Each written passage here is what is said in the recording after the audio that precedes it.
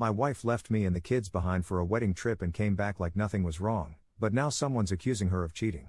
Posted by you/helpful_listen_1765.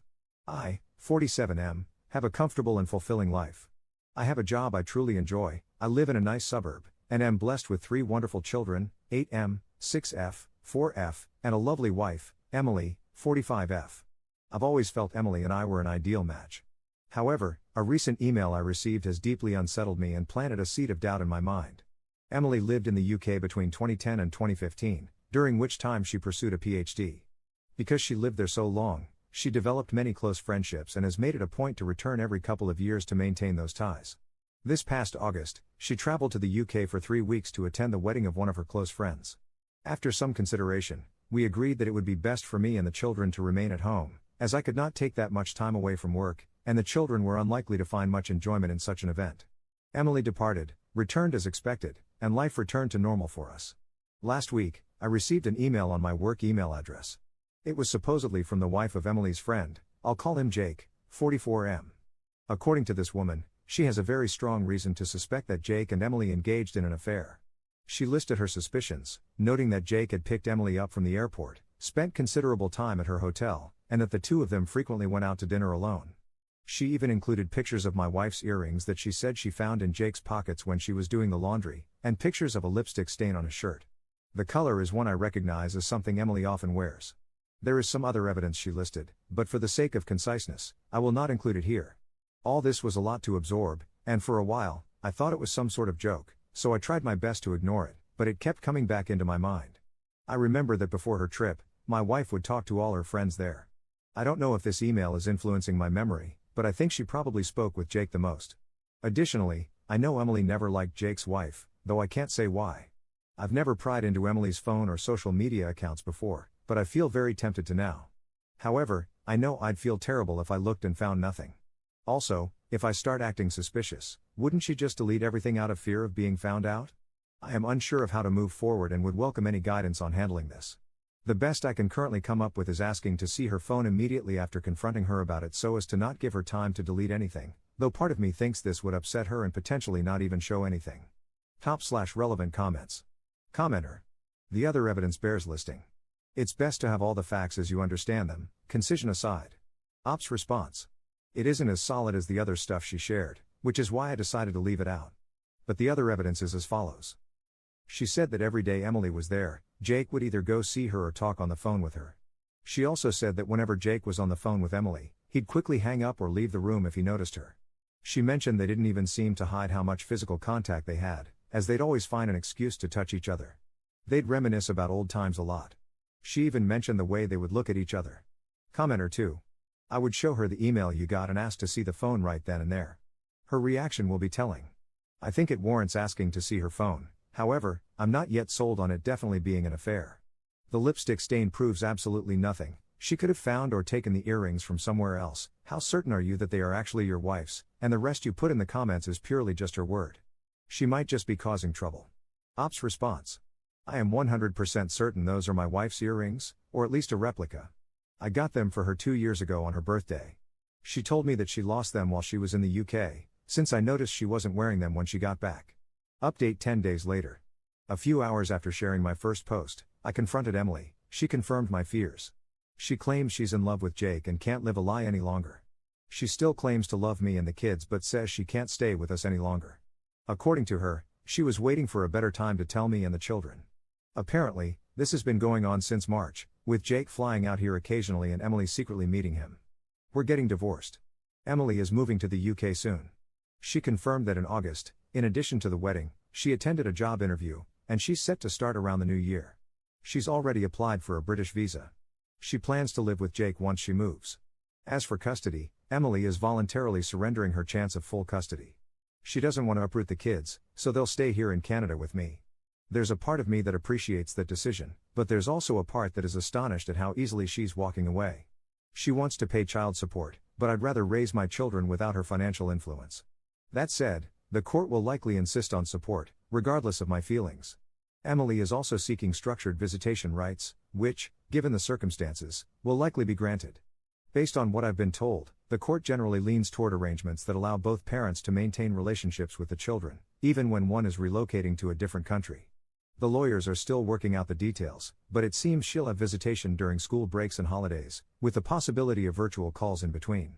I've been keeping things as amicable as possible, and the more cooperative I am, the more Emily seems to agree with my demands. We are also discussing the future of our home.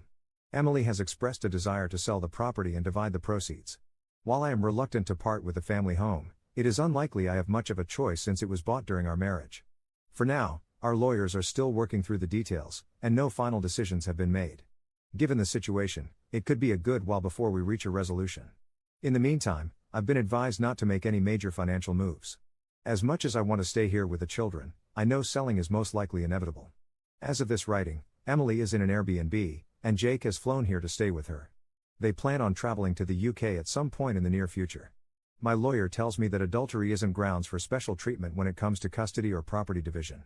Therefore, it won't influence how assets are divided unless marital funds are directly involved. Emily likely used money from her personal account. Unless it can be proven she used our joint finances to fund the affair, it's unlikely this will make any difference in court.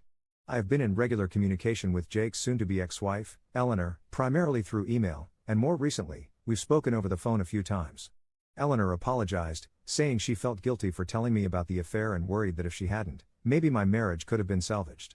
I reassured her that, for me, the gravity of the situation made divorce inevitable, and I'd rather not remain in the dark about something of this significance.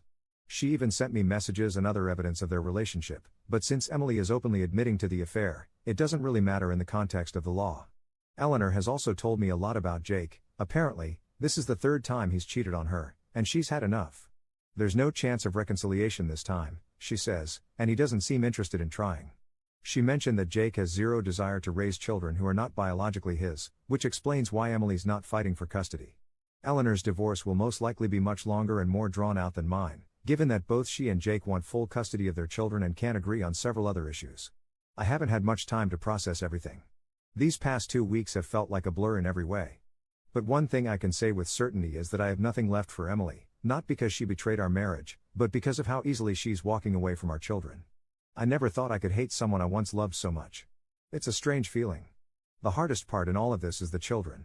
My 2 youngest daughters have started asking why their mother isn't around as much anymore, and it's been very difficult trying to communicate with them about the nature of the situation. My eldest seems to understand a little more and, as a result, he has become quiet and withdrawn. I'm fortunate to have a family that has been incredibly supportive so far. My children have received numerous thoughtful letters from some of their cousins, which I've been reading to them each night. All my siblings have also sent gifts for the kids, and one of my brothers, along with his wife, drove up to visit over the past weekend. My sister-in-law even prepared plenty of food, some of which is still in the freezer. They also kept the children entertained while I met with my lawyer. My other siblings have also offered to come by and look after the kids whenever I need them. Beyond that, my parents have been calling daily to check in on us, and my 78-year-old mother has already made plans to stay with us for 2 weeks in November to help around the house. The collective effort of my family has made this experience much more bearable, and I'm deeply grateful for all their support. To everyone who encouraged me to speak with Emily after my last post, I'm grateful. I was tempted to ignore Eleanor's message, but it kept gnawing at me. Your advice gave me the courage to act. Emily has shown herself to be a liar, and I have no doubt that her idea of a better time was simply when it would cause the least inconvenience for her and Jake. Second update 1 month later. Think of this less as an update and more as a chance to vent a few things now that I've had more time to process my situation. I know that Emily often traveled back and forth to the UK during our marriage. She claims her affair with Jake only began in March 2024, but I'm convinced she's lying. It's almost certain that this has been going on for years. Given how much she had already prepared by the time I confronted her, it's become clear to me and everyone else that she had been planning this for some time. In fact, within a few short days of our confrontation, she already had certain legal documents prepared. Additionally, Jake arriving in Canada shortly after I confronted Emily made it clear that they had planned for her to tell me roughly around this date in advance. It makes sense that Emily was well prepared and was just waiting for things to be better lined up for herself. After all, she'd long since applied for her visa, secured a job, secretly appraised her car, our family car, though it was under her name, and sent personal items with Jake to the UK during his secret visits, all right under my oblivious nose. I have a feeling I'm only scratching the surface and have no real idea of how far this actually goes, not that Emily would ever tell me its depth. In addition to all of this, Emily had already been in touch with her lawyer long before I confronted her. Taking all this into account, it's hard not to wonder if she secured her job even earlier than she let on, perhaps to make her actions seem less calculated. Two of Emily's friends have since reached out to express shock and disappointment at her actions. One of them, Janet, mentioned that according to another friend, Emily had been consulting her divorce lawyer as far back as late August or early September, and this other friend also confirmed my suspicion that Emily had been sending some of her belongings to the UK during Jake's visits. I've been losing sleep, replaying the past few months in my mind, maybe driving myself a little crazy, but certain things stand out. For example, when Emily went to the UK in August for the wedding, she was carrying 3 fully loaded suitcases. She told me that they were filled with presents for her friends, and I didn't question it, even though it seemed a bit excessive at the time. When I picked her up from the airport after her trip, I noticed the bags were suspiciously light. I can assume that, in addition to the job interview she claimed to attend, she transported a bunch of her personal items to the UK, which would explain why, since her return, she seemed to have been wearing a smaller selection of her clothing. Despite this, I was somehow blindsided, and I completely blame myself. Looking back, I can see there were signs I ignored, and I guess I didn't think Emily was capable of this sort of thing. A part of me wonders if this outcome could have been avoided entirely had I been more assertive and vigilant in the past. The worst part of all is that my children are now dealing with the consequences of my ignorance and stupidity. While I twiddled my thumbs, my wife had essentially started a new life. Most people in my life now know about my separation from Emily. I've stopped wearing my wedding band, and I've explained the situation to friends and colleagues who noticed its absence. One of my close friends, and many others who reached out privately on Reddit, have suggested I get DNA tests for the children, given Emily's travel patterns and tendency to lie. While I understand where they are coming from, this is something I'll never do. I'd never assign my children to another man. Nothing will change that. Life without Emily has thus far been difficult. Mornings have become a hectic rush. Between getting the kids ready and getting myself out the door, I'm barely on time for work for nearly half the week. It's frankly exhausting trying to keep up with all the extra parenting duties I have to perform throughout the day. Our current home has a large driveway, so on top of everything else, I'm already dreading the task of shoveling it once the snow starts falling. The kids are feeling the strain, as well. They don't particularly like the food I prepare most days, and they hate how I'm always busy. It's incredibly frustrating to know that while we're here struggling, Emily recently departed for a relaxing vacation through Europe with Jake. Communication between us has dwindled, and I only learned of these developments recently. I have no idea if she plans to return to Canada after her vacation or settle directly into what will likely be a very comfortable life in the UK. On a more positive note, I was able to get the kids to see their doctor recently. She gave me a bunch of useful resources and advice. She placed an emphasis on how time and clear communication were the most important factors for their adjustment. While I'm optimistic, I'd be lying if I said I wasn't worried. It's still early, I know, but they remain quite upset about the entire ordeal and act out regularly as a result. It is abundantly clear that they're having a hard time adjusting to our new reality. Throughout all of this, my family has been a tremendous support. My mother arrived as promised early last week, and things have already become significantly easier. The kids enjoy her cooking and spending time with her. Her presence has also freed me to handle other tasks. Whenever the divorce is finalized, I plan to designate my eldest brother and sister-in-law as legal guardians for the children. They live relatively nearby and have already agreed to take on that role if needed, which brings me some peace of mind. However, I highly doubt this will be any time soon. Given my much busier schedule and Emily dragging her feet before traveling, the whole process has slowed to a snail's pace. One of the hardest aspects of all this has been making decisions about our family home. After considerable thought and speaking it over many times with my family, I'm leaning towards selling at this stage. Emily has already offered me a bit more than half of the proceeds since she sold our SUV right before leaving the country. My lawyer has noted that selling the SUV before we finalized anything was premature on her part, considering I contributed significantly, 40%, to the purchase. He thinks I have strong grounds to seek reimbursement elsewhere in our asset division, which aligns with Emily offering more of the house. Getting more than half seems fair, given that I contributed about 65 to 70% of the down payment and monthly mortgage payments. As I mentioned above, the family SUV was registered in only her name. However, I covered about 40% of its cost, so it's frustrating she sold it unilaterally. As I've learned over the past several weeks, my sedan is too snug for the kids and inconvenient for my mother to duck in and out of when she runs errands. Therefore, I'll need to trade it for something larger. In return, Emily has graciously insisted I keep the furniture and appliances, the least she can do, I suppose. As much as part of me would like to stay in our current home, it's probably better for us to move. Part of me hopes this will help us avoid future interference from Emily, though in reality, she's just as likely to interfere no matter where we are. I've been looking at townhouses closer to my place of work, which would cut down my commute and place us near a well-rated school. However, My sisters brought up that moving the kids now would mean changing schools and losing their friends, which would be yet another big change for them. An alternative option is that we move to a smaller, more manageable house close to our current one. This would reduce my workload and allow the kids to stay at the same school. Regardless of which option we choose, the idea of a new home without Emily's memory is appealing. Our current home's location is yet another example of how foolish and short-sighted I've been. Its location was much more convenient for Emily's commute compared to my own. It worked out for a time, as the children's school was close to Emily's work in case they needed her during the day, but now all of this is useless as my place of work is rather far. I've heard nothing from Emily's family, and frankly, I have no interest in reaching out. As for Emily's future with Jake, I don't wish her relationship to fail. The longer her life is stable, the less likely she'll disrupt ours. But I take solace in knowing she remains unaware of Jake's infidelity history. I don't feel any moral obligation to warn her about Jake's character, and Eleanor feels the same way. I've made a point to check in on Eleanor regularly. She doesn't have the same family support I do. Her immediate family is charmed by Jake's ample wealth and believes that she should do whatever it takes to keep him, even though it is clear that neither he nor Eleanor wants reconciliation. Third update 1 month later. Hello, the main purpose of this post is to clarify a few things that have come up in my personal messages.